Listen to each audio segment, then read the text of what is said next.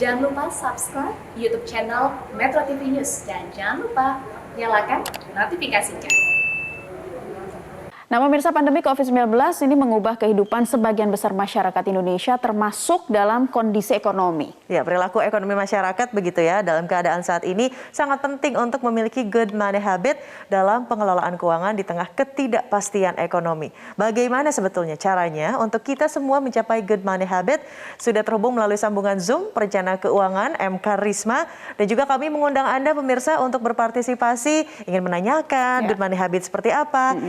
Ke sambungan telepon di nomor berapa, Naila? Di 0215839900. Sekali lagi pemirsa, 0215839900. Kami tunggu partisipasi Anda, dan sudah hadir bersama kami perencana keuangan M. Karisma. M. Karisma. Hai Mas, apa kabar? Hai Mbak Widya, Naila, apa kabar?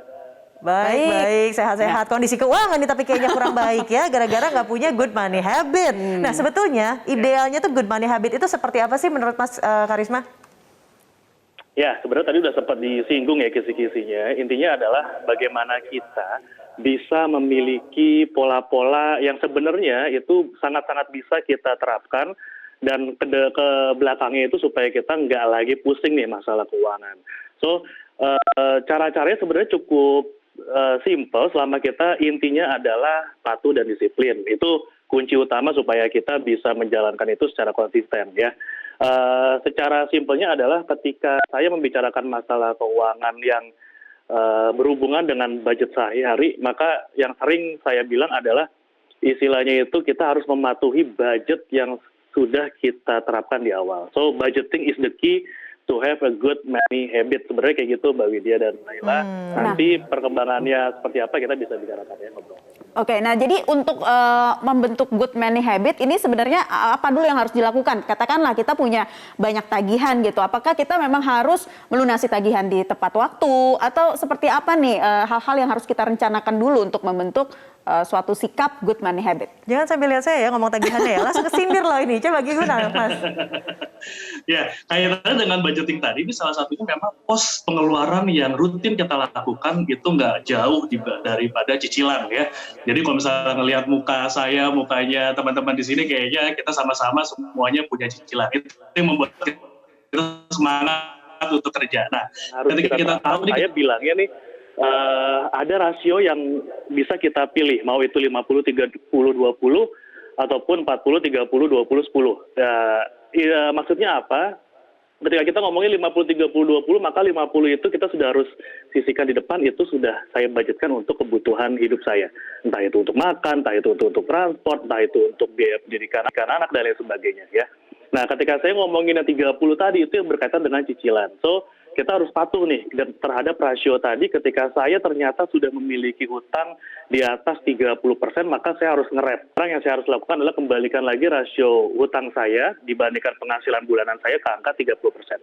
Itu adalah salah satu cara supaya kita punya patokan benchmark yang ideal agar kita tidak keteteran belakangnya ya. Ketika kita ngomongin 20% tadi, maka kita sudah harus di awal ya, saya ngomongnya nih 20% angka ini udah harus di awal kita potong. Saya menyebutnya dengan istilah pay yourself first ya. Pay yourself first di sini berarti kita membayar untuk diri kita sendiri dulu, entah itu untuk menabung, untuk investasi, untuk berbagi kepada sesama, zakat fitrah dan lain sebagainya. Itu bisa kita keluarkan di awal gitu ya. Nah, itu yang akhirnya nanti bisa membentuk money habit yang benar-benar bisa kita terapkan berdasarkan rasio-rasio keuangan kita tadi. Oke, tapi itu sepertinya gini ya, kan ada skemanya. Kalau kayak bermain bola tuh ada 4-3-3-2 gitu misalnya ya. Tadi ada dikatakan bahwa ya udah ini sudah ada. Tapi kalau misalnya dirasa pembenarannya dalam tanda kutip kan sedang pandemi. Lalu penghasilan mungkin juga jauh lebih berkurang. Kondisi ekonomi tidak stabil. Idealnya yang harus dilakukan sekarang lebih sebetulnya memperbanyak tabungan atau memperbanyak dana cadangan. Karena tabungan dan dana cadangan adalah dua hal yang sangat berbeda. Mas, gimana nih? Ya. Sebenarnya tabungan dengan dana cadangan atau emergency fund kita sebutnya itu masih dalam satu lingkup yang sama ya. Karena kalau kita membicarakan menabung, kita nggak bisa expect dia menghasilkan return yang cukup tinggi. Kalau kita ngomongin return udah pasti kaitannya sama investasi. So tabungan berarti kita menyimpan dana yang dimana kita tidak mengharapkan hasil yang begitu tinggi, tapi ketika nanti terjadi suatu resiko kepada kita ya, atau sekarang kondisinya pandemi saya masih harus punya preparation yang lebih, maka saya harus punya dana tabungan saya yang cukup ya. Saya membandingkan ini dengan total aset kita minimal harus punya 15% dalam bentuk liquid ya, bisa dalam bentuk tabungan, bisa dalam bentuk perhiasan ya untuk mbak-mbak, ibu-ibu, ataupun deposito misalnya itu masih bisa kita tempatkan dalam jangka waktu yang pendek. Ya, ketika kita membicarakan investasi itu udah kaitannya dengan kebutuhan yang masa yang akan datang. Jadi bisa untuk jangka menengah 3 tahun, 5 tahun, atau bahkan lebih dari 5 tahun. Nah, ketika kita masuk ke sana, kita sudah harus memikirkan sesuatu hal yang memang menggunakan uang dingin. Nah, ini yang saya balik lagi nih ya. Sekarang lagi banyak banget fenomena orang itu menggunakan uang panas atau bahkan mengambil hasil pinjaman online untuk bisa berinvestasi, ujung-ujungnya pusing. Ya, jadi kita bisa membandingkan mana yang memang pos-pos kita untuk kebutuhan hidup tadi, mana yang memang kita persiapkan untuk emergensi. Ketika itu sudah cukup, sisanya nggak apa-apa banget kita pakai untuk investasi. Ya. Nah, Mas Karisma, kadang nih kita udah catat nih ya niatnya, catat pengeluarannya untuk per bulan, pengen nabung segini, kemudian kebutuhannya segini, tapi nggak bisa kerealisasi itu. Nah, ini gimana nih? Harus seperti apa sih sebenarnya Mas Karisma kalau kita memang benar-benar pengen punya perencanaan keuangan yang matang? Merem, nggak usah lihat online shop. Bener lah yang kayak gitu, masa sih? Ya, memang balik lagi ya, kuncinya ada pada budgeting tadi. So, ketika kita sudah buat nih misalnya di awal bulan atau mungkin di akhir bulan ketika gajian, itu adalah momen yang paling tepat ketika kita bisa membuat sebuah proyeksi atas anggaran yang bisa kita sesuaikan sama kebutuhan kita ya. Nah, ketika kita sudah membuat nih misalnya saya harus bayar bulan ini ada pendidikan anak, saya harus membayar di bulan ini, ada pengeluaran-pengeluaran di rumah, saya harus membayar di bulan ini, termasuk tadi untuk pos investasi saya, maka kita harus ikutin tuh proyeksi anggaran yang sudah kita buat tadi. Itu salah satu cara supaya kita tuh benar-benar bisa patuh.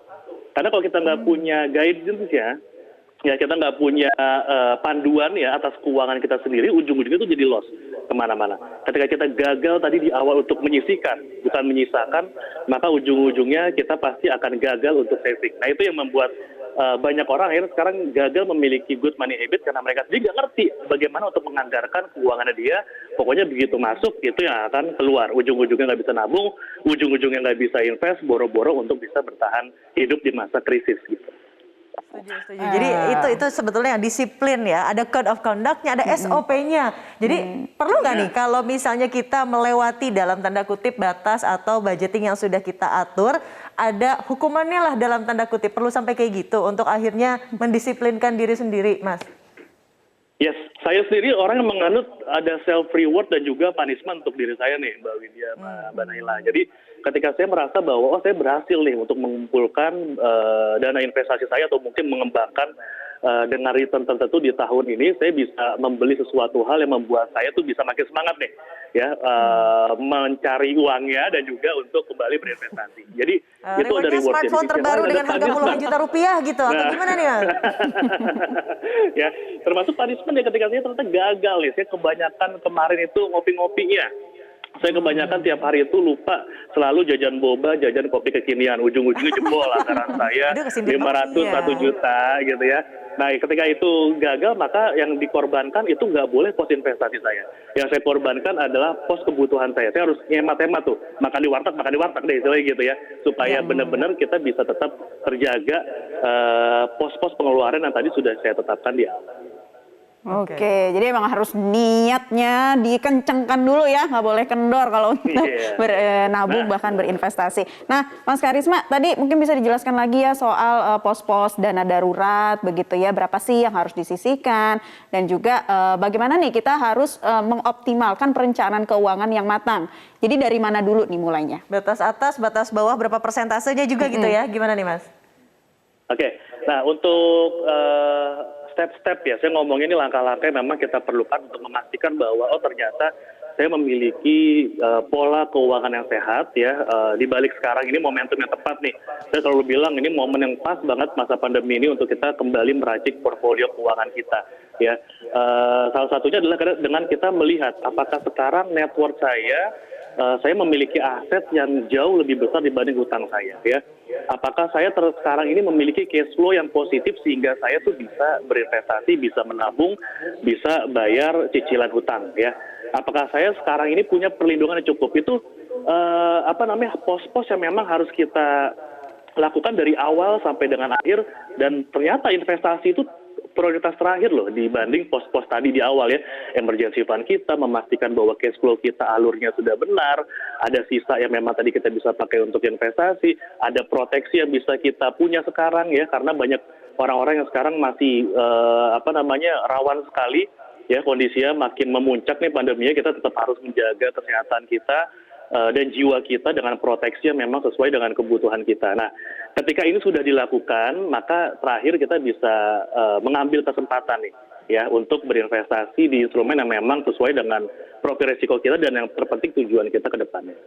Oke, itu yang paling penting. Tujuannya apa dulu kalau sebelum berinvestasi ya? Jangan cuma karena tren, ikut-ikutan, yang apalagi nanti malah ada pinjaman online yang malah melilit hutang lagi. Nah, ngomong-ngomong terkait sambungan telepon nih Mas, kita buka juga di 021 583 99 100. Sudah ada Ibu Yanti dari Tangerang. Selamat siang Bu Yanti.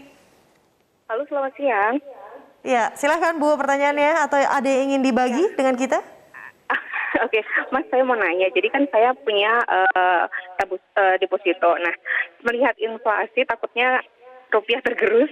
Nah, apakah deposito saya mending saya cairkan semua, untuk sebagian saya investasikan berupa barang, misalnya emas, atau seperti apa ya? Apa tetap aja deposito saya simpan gitu, Mas? Gitu aja sih. Oke. Ibu Yanti dari Tangerang ya. Takut tergerus katanya ya. Asal semangat jangan tergerus tapi ya kan? Jangan sampai. Tergerus inflasi. Gimana nih Mas? Ya, ini pertanyaan bagus dan banyak ditanyakan oleh banyak orang sekarang. Tapi balik lagi nih tadi ke statement juga nih dari Mbak Widya ya, bahwa apa sih tujuan kita ketika kita ingin memutuskan sebuah hal yang berkaitan sama keputusan keuangan kita. Ya, itu harus balik lagi kepada kondisi kita loh. Bahwa sekarang misal saya punya deposito. Memang sekarang itu saya bisa bilang deposito itu udah kayak tabungan kita mungkin 3-5 tahun yang lalu rate-nya ya, karena nggak bisa kita mengharapkan return dari deposito. Tapi ketika kita membicarakan kebutuhan kita, ternyata saya tuh punya deposito itu untuk kebutuhan emergency saya juga, karena deposito saya breakable, saya ambilnya tenornya mungkin 1-3 bulan, nggak terlalu lama, maka itu jangan beralih ke investasi yang bahkan terlalu agresif gitu ya. Pindah sebagian, misalnya saya mau cobain deh masuk ke logam mulia, it's okay, selama memang itu masih dalam kategori yang sama, aset yang liquid ya. Tapi kalau di luar itu makan nyoba-nyoba misalnya pindahin dari yang tadi itu kita alokasikan untuk kebutuhan jangka pendek kita ke instrumen investasi yang untuk kebutuhan jangka menengah apalagi panjang, itu yang nantinya akan berbahaya untuk keuangan kita. Oke. Ini juga banyak sekali pertanyaan terkait Bitcoin ya, karena akhir-akhir ini sepertinya trending viral sekali terkait keuntungan Bitcoin yang sepertinya masif begitu. Mas Karisma melihat ini seperti apa fenomenanya? Sementara saja atau ada penjelasan lain? Ya, untuk Bitcoin ini memang cukup menghebohkan akhir-akhir ini. Bahkan saya tuh sudah mulai masuknya itu dari 200 jutaan ya nilainya. Bahkan ya sekarang bisa ketebak ya berapa kenaikannya gitu. Tapi intinya adalah balik lagi ketika kita investasi, hindarin cara-cara yang menggiring kita berdasarkan tren atau ikut-ikutan ya. Hindarin perasaan FOMO ya, kita harus balik lagi kepada profil kita ya, karena ini sesuatu hal yang memang secara underlying nih, kalau kita bilang itu sangat-sangat berbeda ya dengan saham misalnya, atau bahkan dengan instrumen-instrumen fisik lainnya. Karena ini tidak ada underlying yang memang bisa kita pegang, semuanya hanya digital, proses miningnya pun ada jangka waktunya, maksimalnya berapa lama. So, ketika kita sudah melihat tadi, saya punya nih ternyata uang dingin, saya punya ternyata alokasi yang saya sengaja nih untuk masuk ke Bitcoin contohnya, tapi saya sudah siap juga kalau kenapa-napa terjadi resiko pada uang saya, itu masih tidak apa-apa. Tapi jangan sampai kita malah memindahkan aset karena melihat trennya lagi tinggi, padahal kita sendiri nggak tahu nih ya ke depannya itu seperti apa. Iya, semuanya ketidakpastian ya. Sekali lagi tadi kata-kata kuncinya adalah jangan FOMO, fear of missing out. Dan juga salah satu cara ternyata untuk menciptakan good money habit adalah dengan disiplin membayar penuh tagihan kartu kredit. Jangan tergoda dengan minimum payment yang ternyata bunganya nanti akan lebih banyak lagi. Makasih Mas sudah bergabung bersama kami.